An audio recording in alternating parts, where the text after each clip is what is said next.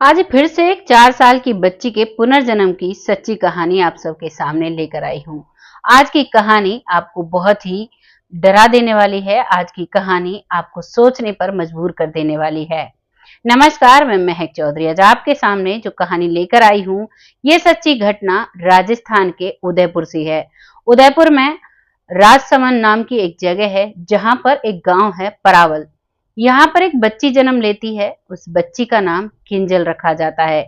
किंजल बचपन से ही थोड़ी शरारती होती है, थोड़ी गुमसुम है, बाहर वालों से ज्यादा घुलती मिलती नहीं है, सिर्फ अपनी माँ के साथ रहती है। लेकिन जैसे जैसे वो बोलना शुरू करती है, जैसे जैसे वो बड़ी होती है, तो धीरे धीरे जब वो बड़ी होती है, जब उससे उसके घर वालों का नाम पूछा जाता है, तो वो अपने पिता का नाम अलग बताती है। उससे उसके गांव का नाम पूछा जाता है, तो वो परावल गांव में से थी, लेकिन वो अपने गांव का नाम बताती है पिपलात्री गांव। पिपलात्री, जो कि परावल गांव से 10-12 किलोमीटर की दूरी पर है, उस गांव का नाम लिया करती। घर वाले सोचते हैं बच्ची है, शायद किसी ने बता दिया होगा। लेकिन अब धीरे धीरे जब वक्त निकलता है और 4 साल की बच्ची हो चुकी थी, तो वो हर बात पर अब कहने लगती है कि मुझे अपने भाई से मिलने जाना है, मेरी दादी मेरा इंतजार कर रही होगी, मेरी माँ है, मेरे पिताजी हैं, मुझे जाना है। अब वो जो उसकी माँ है, वो कहती है कि नहीं बेटा, और तुम यहीं पर रहोगी, हम ही तुम्हारे माता पिता हैं। लेकिन वो बच्ची नहीं समझती है। और परिवार मध्यम वर्गीय परिवार है, जो ये जन्म का परिवार है, वो एक राजपूताना फैमिली है। और जो पिछले जन्म का ये बताती है, वो ब्राह्मण परिवार बताती है।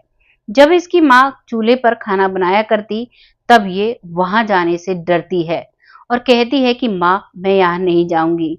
जब मैं बड़ी थी, तो इसी तरह से मैं रसोई में खाना बना रही थी, तो उसी समय मेरे कपड़ों में आग लगी और मैं मर चुकी थी, मैं जल चुकी थी। जब एक छोटी सी बच्ची 4 साल की ऐसी बातें करती है, अब वो माँ अपने पति से करती है। पति यानी उस बच्ची का पिता, यानी जिस बच्ची का नाम किंजल रखा गया, उस बच्ची का पिता कहता है कि ये तो सोचने वाली बात है। अब ये बात पूरे गांव में धीरे धीरे फैल जाती है। दोनों गांव में ये बात फैलती है, इधर परावल गांव में भी और दूसरा पिपलात्री गांव में भी। अब दोनों गांव में पता चल चुका था कि जो उषा थी, जो अपनी ससुराल में रसोई में खाना बनाते वक्त इस दुनिया से गई, उसने जन्म ले लिया है। वो अब 4 साल की हो चुकी है। और जो उषा थी, जब वो इस दुनिया से गई, तो लगभग 9 साल पहले का वक्त था। अब बीच के जो 5 साल थे, वो कहाँ रही थी उषा? ये सारी बातों का पता लगाने के लिए वहां पर बहुत सारे न्यूज रिपोर्टर्स भी जाते हैं, क्योंकि भारत सरकार और ज्यादातर जो साइंटिस्ट होते हैं, साइंस होती है, वो जो पुनर्जन्म की घटनाएं होती हैं, इन पर सवाल या निशान खड़े कर देते हैं। वो इन चीजों को नहीं मानते, लेकिन हमारे सनातन धर्म में ये सारी बातें पहले ही क्लियर करके बता दी गई। अब जैसे आप जो ये हनुमान चालीसा पढ़ते हो, हनुमान चालीसा में सूर्य की दूरी पृथ्वी से पहले ही माप दी गई। अगर आप इसका एक कली है इसमें 100 योजन वाली, उसे आप ध्यान से, उसका जो संस्कृत है, उसे आप डिस्क्राइब करोगे, अच्छे से उसे समझोगे, तो जो आज दूरी साइंस ने निकाली है, वो युगों पहले हमारे सनातन धर्म में निकल चुकी थी। वैसे ही अब ये जो फिलहाल का समय पुनर्जन्म का चल रहा है, जो लोगों के सामने एक भारी सवाल खड़ा हुआ है, जो लोग कहते हैं पुनर्जन्म नहीं होता, साइंस भी कहती है पुनर्जन्म होता है, लेकिन हमारा सनातन कहता है कि आत्मा अमर होती है, आत्मा कभी नहीं मरती। पुनर्जन्म ये इस तरीके से होता है, जिस तरीके से हम गंदे कपड़े बदलकर नए कपड़े धारण करते हैं, वैसे ही हमारा शरीर भी पुराना शरीर छोड़कर नया शरीर धारण करता है। हमारे कर्मों के हिसाब से ही हमें धरती पर भेजा जाता है उन कार्यों को करने के लिए। लेकिन यहाँ के माया जाल में फंसकर हम अपने कार्यों को भूल जाते हैं, और उसी की वजह से हमें बार बार जन्म लेना पड़ता है। यही प्रक्रिया निरंतर चलती रहती है। लेकिन आज की जो पीढ़ी है, उनमें से करीबन 90% लोग मान चुके हैं कि वाकई में पुनर्जन्म होता है, क्योंकि जब से सोशल मीडिया आया है, जब से ये नेटवर्क, ये नेट आया है, तब से ये बातें दूर दूर तक फैलने लगी हैं। घटना राजस्थान की है, पहुंच जाती है दूर दूर तक, हरियाणा तक और यूपी तक, और भी एमपी, सभी जगह इस सोशल मीडिया के द्वारा सबको पता चल जाता है। एक बुक हमने पढ़ी थी, जिसमें करीबन 3000 पुनर्जन्मों से ज्यादा की घटनाएं लिखी हुई थी। अब इस चीज को अगर हम देखते हैं तो क्या इतने लोग झूठ बोल सकते हैं? और जो ये बच्ची 4 साल की है, ये जो चीजें बताती है उनको कोई भी बच्चा याद नहीं कर सकता। ये कहानी हमारे सामने आती है और अब आइए जानते हैं कि पिछले परिवार के बारे में क्या होता है। अब जो ये लड़की किंजल है, इसके माता पिता इन सब बातों को सुनकर विश्वास करने लगते हैं। अब इस बच्ची को पिपलात्री गांव ले जाया जाता है। वहां के बस स्टैंड पर ही उसे उतार दिया जाता है और कहा जाता है कि बेटा अपना घर ढूंढो, तुम कहती हो तुम्हारा ये गांव है तो बताओ तुम्हारा घर कहाँ है, तुम्हारी माँ कहाँ है और तुम्हारा जो नाम था उसके हिसाब से तुम बताओ, क्योंकि पिछले जन्म का अपना नाम ये ऊषा बताती है। अब ये कहती है ठीक है आओ मेरे पीछे पीछे। अब ये वहां जाती है, वहां बहुत सारे लोग होते हैं। उन सभी को देखकर पहले तो डर जाती है, लेकिन इसका भाई जिसका नाम होता है पंकज पालीवाल, उसे देखती है और उसके पास चली जाती है। उसे देखकर मुस्कुराती है और कुछ पुरानी बातें याद करती है। जो पुरानी, पहले तो इसका भाई भी विश्वास नहीं करता है, लेकिन जब ये पुरानी बातें बताती है तो उसे विश्वास हो जाता है। वो भी इसे गोद में उठा लेता है। उससे पूछती है तुम ठीक हो, कैसे हो, कोई परेशानी तो नहीं हुई? मैं तो जलकर इस दुनिया से चली गई थी, मैं तो जलकर मर चुकी थी। माँ बाबूजी सब कैसे हैं? आगे बढ़ती है, अपनी दादी को याद करती है, अपनी दादी से मिलती है। दादी भी इसे मिलकर बहुत खुश होती है। उसके बाद ये अपनी माँ से मिलती है, जो माँ इसके फोटो को देखकर बहुत रोया करती और जो इसका पुराना फोटो था उस पर हार चढ़ा हुआ था, उस हार को हटवाती है। कहती है मैं तो आ चुकी हूँ, अब इसकी क्या जरूरत है। और इसमें सबसे चौंका देने वाली बात होती है, जो ये लड़की है, जो इसका अब बचपन की जो शक्ल है, जो ऊषा थी, वो बचपन की उसकी जो शक्ल थी वो बिल्कुल मेल खाती हैं। ऊषा के पुराने बचपन के जो फोटोज हैं और आज की जो ये किंजल है, उन दोनों के फोटो बिल्कुल मेल खाते हैं। सभी को पूरा विश्वास हो चुका था, इसका पिता भी इस बात को मान चुका था। सभी ब्राह्मण परिवार अब सभी इसे अपनी बेटी मानने लगते हैं। जब सभी पुरानी बातों को बताती है, ये बताती है कि मैं अपने ससुराल में रसोई में खाना बना रही थी और रसोई में मेरे कपड़ों में आग लगती है और कपड़ों में आग के साथ साथ मेरा शरीर भी जल जाता है। कोई घर पे था नहीं, किसी को पता ही नहीं चल पाता है और मैं वहीं पर मर जाती हूँ, भगवान के पास चली जाती हूँ। घर वाले इस बात को सुनकर भावुक होते हैं, क्योंकि 9 साल उनकी ऊषा को गए हुए हो गए थे। अब उनके सामने किंजल आई है और किंजल को देखकर वो बहुत खुश हैं। अब दोनों परिवार एक हो चुके हैं और किंजल अब अपने नए जन्म के माता पिता के पास ही रहती है, जो राजपुताना परिवार है उन्हीं के पास रहती है और उनके साथ जो उनकी माँ है जिसका नाम है दुर्गा, दुर्गा के साथ बहुत खुश रहती है। लेकिन उसकी जो पिछले जन्म की माँ है जिसका नाम है गीता, गीता इसके पिछले जन्म की माँ है, जिनसे फोन पर बात करती है, लाइव वीडियो कॉल करती है और बहुत हंस हंस के बातें करती है।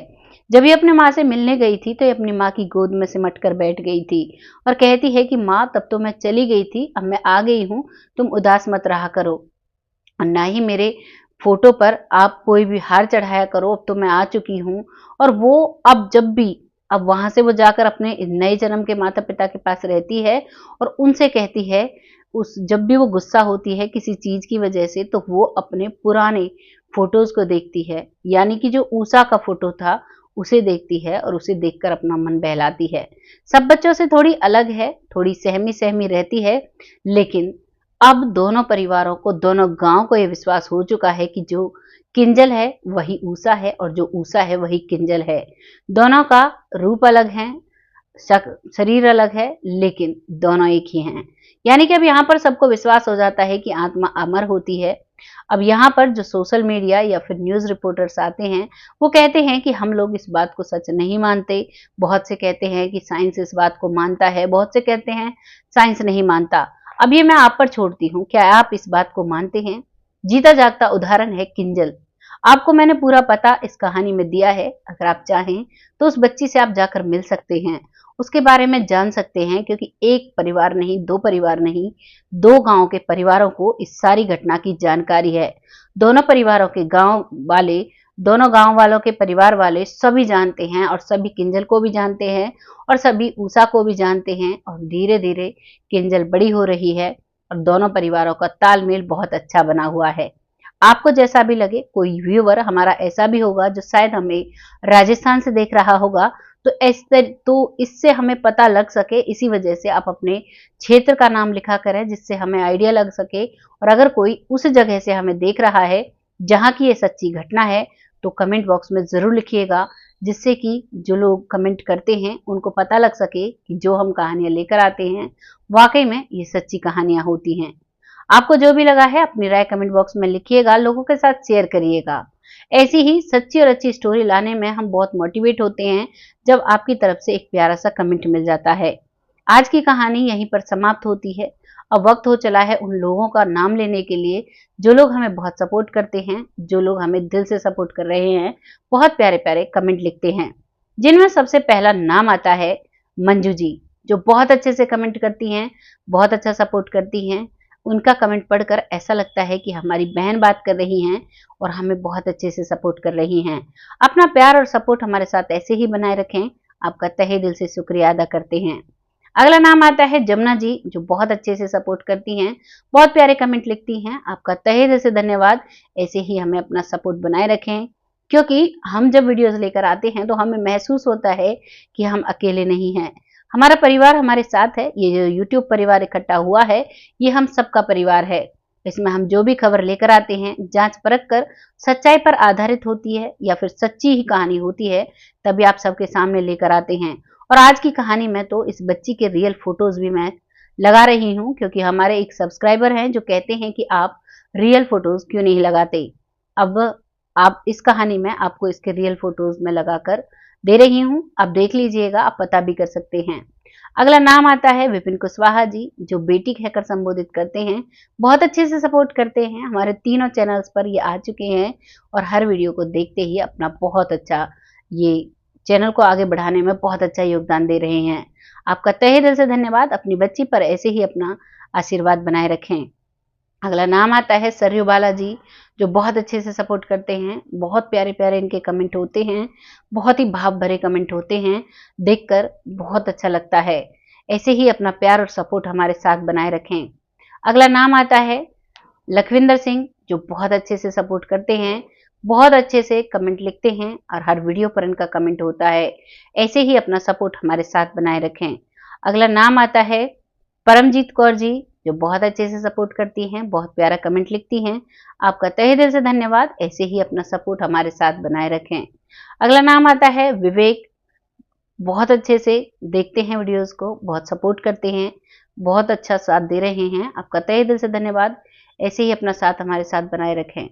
बहुत जल्द फिर आती हूँ ऐसी किसी सच्ची और अच्छी स्टोरी के साथ। तब तक आप सब खुश रहें, आबाद रहें। बस यही कामना करती हूँ आपसे, भगवान से, कि आप सबको खुश रखें। तब तक के लिए जय हिंद।